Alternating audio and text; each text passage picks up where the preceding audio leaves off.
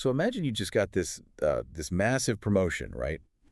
Everyone is clapping, shaking your hand, and telling you how much you deserve it. But inside, you are just completely sweating. Exactly. Like, instead of feeling this rush of pride, there's just this tiny panicked voice whispering, you just got lucky. Soon they're going to realize you're a total fraud. Right. It is an incredibly heavy weight to carry around, but I mean, if you have ever felt that cold sweat, you are far, far from the only one. I will confess right now, like half the time I am sitting behind this microphone, I genuinely feel like an actor whose only job is to fake it.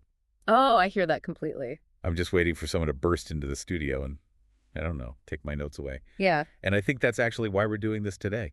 definitely. That universal panic you were describing is what psychologists call imposter syndrome. Right, which is the exact focus of today's deep dive.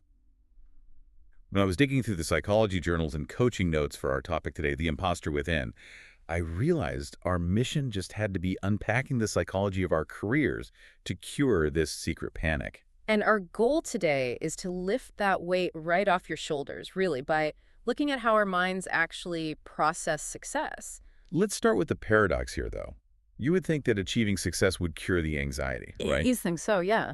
But the psychology sources show it actually triggers it. Why does reaching a goal make us feel worse? Well, it basically comes down to a glitch in how our brains process effort. We falsely link high effort with a lack of innate talent. Oh, wow. So if I have to try hard, I must not be naturally good at it. Exactly. And what's fascinating is that this syndrome doesn't hit people who are unqualified. I mean, it unfairly targets the most competent, hardworking individuals out there. Wait, really? So the high achiever actually punishes themselves just for having to try? Yes, exactly that. It's like grading a math test where getting the right answer doesn't count if you had to use scratch paper. That is such a good way to put it. We penalize ourselves just for having to work at something because we falsely assume true geniuses do everything effortlessly. That is a brilliant analogy, and it ties directly into the perfectionist trap that our sources talk about. Have you heard of the 99% versus 1% rule? I think so, but break it down for me. So, a high achiever might execute a project 99% perfectly, but thanks to our evolutionary negativity bias, which is hardwired to scan for threats. The brain obsessively latches onto the 1% flaw. Right. Because in the wild, a flaw meant physical danger. Mhm. But in the office, it just makes you feel like an imposter. And I think the cruelest irony of that 1% focus is how it twists our perception of reality. Like, we constantly externalize our success. Oh, all the time. Oh, it was just good timing. Yeah, or I just got lucky. But then the second there's a tiny mistake, we internalize it immediately as undeniable proof of our incompetence. Which brings us to, honestly, the most reassuring takeaway from this self-development research on how to actually break that cycle. Please tell me, because I need this. The fundamental truth is that nobody has a perfect manual for life. Literally everyone is making it up as they go along.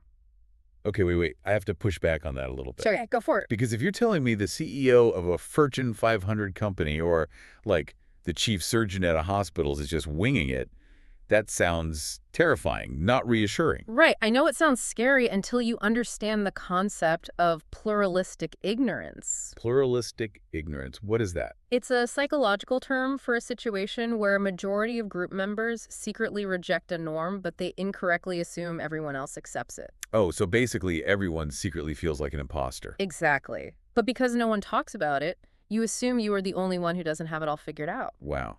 So the isolation is the real problem then. If we all just admitted we were figuring it out on the fly, the panic would vanish. Precisely. And this is really where emotional intelligence comes in. The research shows that high EQ professionals recognize that feeling like an imposter is actually a positive signal. A positive signal. How? Well, people who can observe their feelings objectively, rather than letting those feelings dictate their reality, they see it as proof that you care deeply about doing a good job. That reframing is so powerful. It completely shifts the internal narrative, doesn't it? It really does. Instead of constantly torturing yourself with the impossible question, Sure. do I know everything? Yeah. You just change your internal question to, Am I willing to learn? Yes, because changing that one question entirely removed the demand for perfection. You finally accept that learning is a messy, ongoing process. And I guess once you embrace the mess, you can actually start enjoying your achievements guilt-free. Exactly. It is a shared human experience, and acknowledging it is the first step to enjoying the work you do. So the next time you're sitting in a meeting doubting yourself, or you just scored a huge win and that little voice creeps in, just look around the room. Remember that every single person around you is also just figuring it out in real time. It's the ultimate comfort, really. Yeah. Thinking about all of this, wait, no, actually, if feeling like an imposter actually means you're pushing your boundaries and you genuinely care about your work, I wonder what a complete lack of imposter syndrome says about someone's willingness to grow. Oh, wow.